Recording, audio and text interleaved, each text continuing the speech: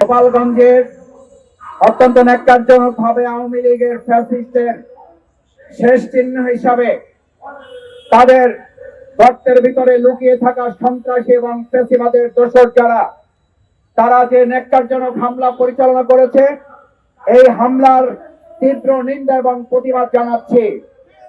অতি সত্বর ফ্যাসিবাদের এই বাকি দোসর যারা আছেন, 24 ঘন্টার মধ্যে তাদেরকে গ্রেফতার করে আইনের আওতায় নিয়ে না আসলে বাংলাদেশ জামাত ইসলামী জনগণকে সাথে নিয়ে পরবর্তী কঠোর কর্মসূচির মাধ্যমে বাকি দোষরদের গ্রেফতারে প্রশাসনকে আমরা বাধ্য করতে ময়দানে নামতে বাধ্য হব। পরিষ্কার বার্তা দিতে চাই, RICL TMX, যুগের পর যুগ স্থাপনা থাকে মজবুত।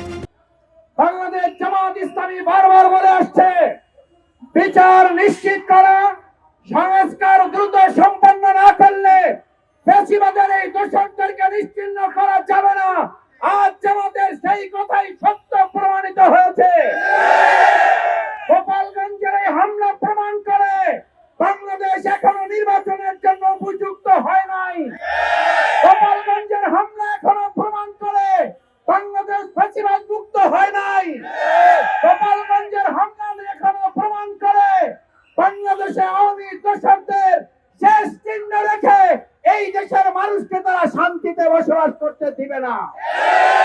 আমরা পরিষ্কার ঘোষণা করতে চাই, আমাদের ছাত্র জনতা জুলাইয়ের আগস্টের গণঅভ্যুত্থানে যারা একটি বিশেষ গুরুত্বপূর্ণ ভূমিকা পালন করেছে, সেই এনসিপির গণপদযাত্রা প্রশাসনের কর্তা ব্যক্তিদের সাথে সমন্বয় করে এটা অনুষ্ঠিত হচ্ছিল।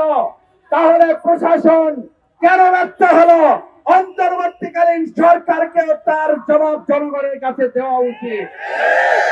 আমরা এটাও পরিষ্কার বলতে চাই, যদি একটা জেলা নিয়ন্ত্রণ করতে অন্তর্বর্তীকালীন সরকার ব্যর্থ হয়, তাহলে কোন সাহসে